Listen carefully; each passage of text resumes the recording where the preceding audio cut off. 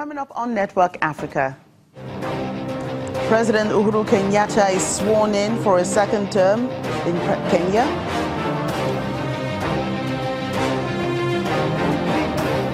French President Emmanuel Macron is in Burkina Faso as he begins his tour of West Africa.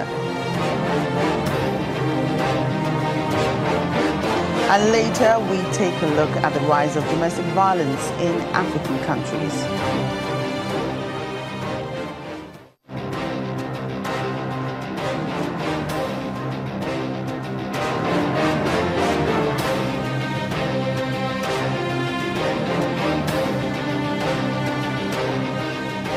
Hello and welcome to the program. I'm Joke Rogers. Kenyan President Uhuru Kenyatta has been sworn in for a second five-year term in front of a huge crowd. Mr. Kenyatta won a repeat presidential election on October the 26th that was boycotted by opposition leader Raila Odinga, who claims that it was not free and fair. Crowds cheered widely at the celebration as Kenyatta took his oath of office.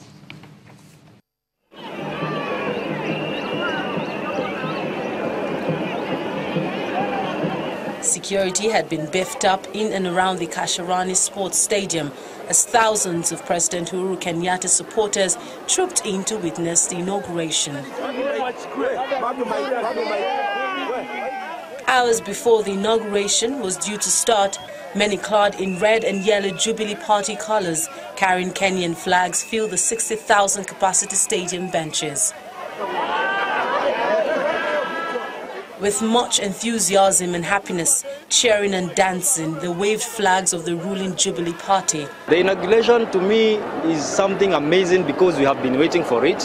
And despite we had felt like something wrong was happening in the country, now and I know everyone is sober.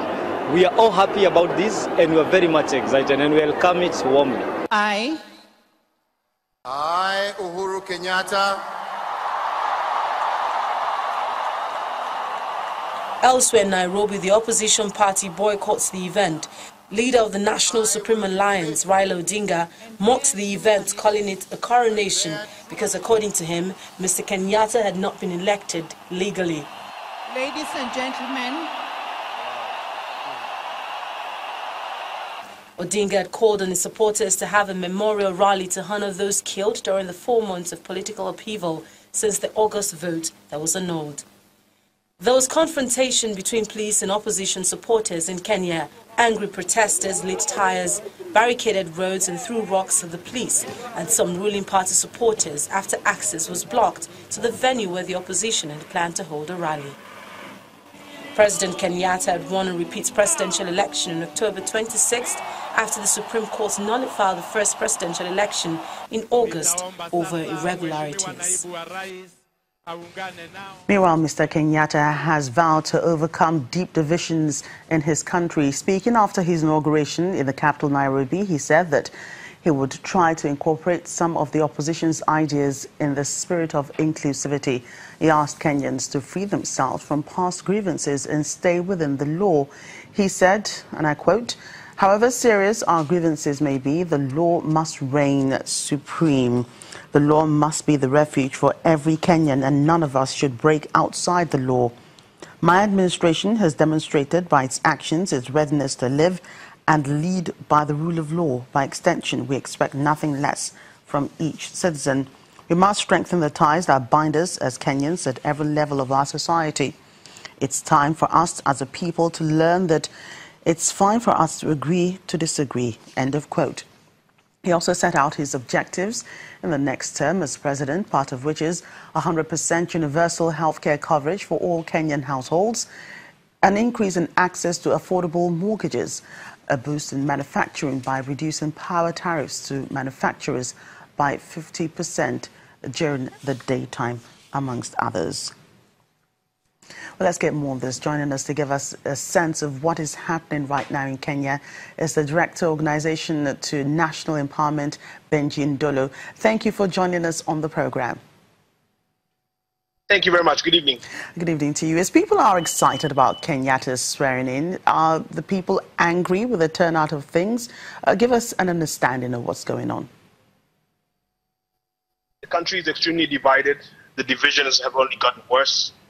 As you may be aware, there was a plan to also attempt to swear in the leader of the opposition, Honorable Raila Odinga, today. Raila Odinga did come out severally, including today,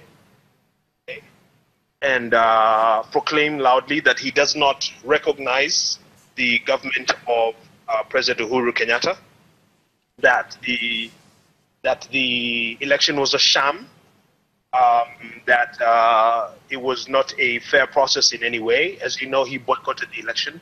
And so his followers, who are in the millions, if you notice the mood in the country, outside of the arena, of the Kasarani arena, there was a sense of kind of mourning, just looking on in a forlorn manner. And so this has been the most divisive election ever, worse even than 2007. Do you think Raila Odinga shot himself in the foot perhaps by boycotting the election? Indeed, he did. He is a great mobilizer. He's a good campaigner. He knows how to connect with the masses, but he's short on strategy. Raila Odinga is a political senior of His Excellency the President. However, he has not been able to build up any meaningful strategy that can, in essence, deal with an incumbent who enjoys the trappings of power. So this called for greater originality of thought. It called for greater innovation in handling matters. And so in boycotting the election, their hope had been that it would be such a upset in the entire strategy for the country that an election could not take place. But as it were, President Uhuru, a younger, more, boisterous and greater risk taker, simply ignored him, moved forward to line up or help line up the rest of the smaller candidates, ran against them, and won with a 98% vote. Though there was extreme voter fatigue and very low turnout, a record low turnout. But as much as this impacts legitimacy, it would seem that the Jubilee regime didn't care, and they moved forward, lined up everything, and got themselves sworn in.